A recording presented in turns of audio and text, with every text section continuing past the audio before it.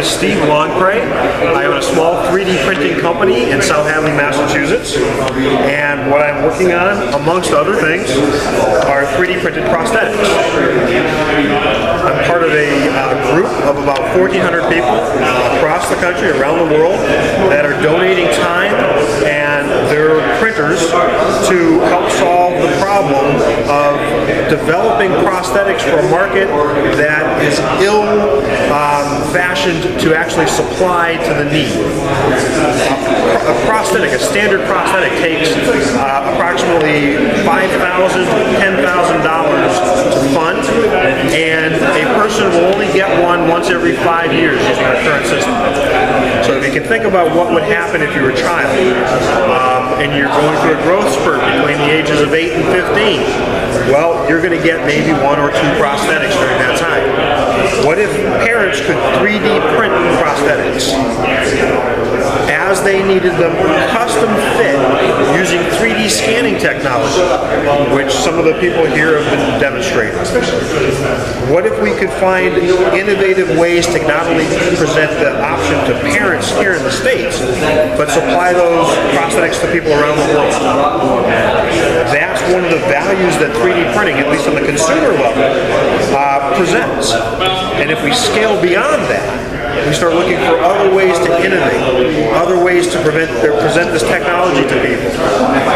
These kids that may be recipients of this technology, that can change the way that they interact with their world, what happens when they become the next innovators? They benefit from it, and then they look at ways to extend that benefit to their peers, and then also to the rest of the world. That represents for me an enormous opportunity. And if we can teach this technology in our schools, at the grade school and the high school level, and then start promoting a curriculum at the college levels, as this technology proliferates, becomes available to everybody, that can change our world. This is the Gutenberg press of our age. So that's kind of where I'm coming from. That's fantastic. Now, I noticed that you had something on your camera that you wanted to show us. Could you tell us what that is and share that with us, please? Sure. This gentleman, his name is Jesse. He is a 60-year-old who has a need for a prosthetic hand.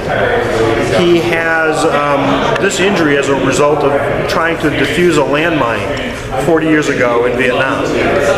At the time, he was 18 years of age. I met Jesse because he was begging on the streets. He hasn't been able to secure employment for himself for 40 years because of an injury that was not addressable because of our technology. Think about this. The VA can't supply enough simple technology like this.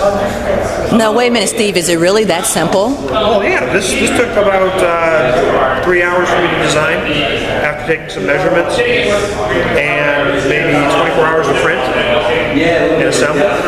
And now we've iterated this another time. I've actually improved it, and we've done a second fitting.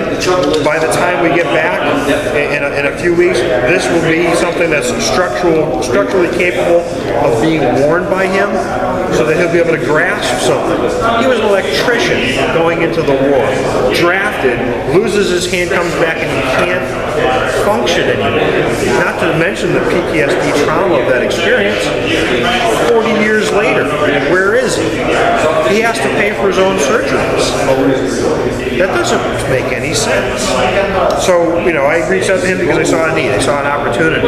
And there are thousands and thousands and thousands of people around the country that can benefit from this type of technology, but there's not enough of the printers out there available. There's not enough people that are skilled at learning how to do this. There's not enough innovators to actually meet the world demand. The UN suggests that there's going to be a demand of close to 400 million prosthetics by the year 2030. Imagine, that's almost 500 million people. that's 1/16 of the world population. How do we meet that demand? Not with the current health administration and insurance system. It just can't meet that, especially in developing nations. But 3D printing, very inexpensive. Innovation and rapid iteration by lots of contributors. And charitable giving. This costs $50.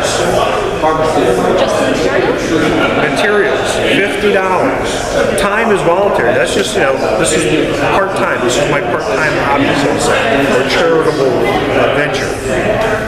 If we have 1,400 people doing this, imagine if we had 70 or 80,000 people doing this. We change the world in a matter of years.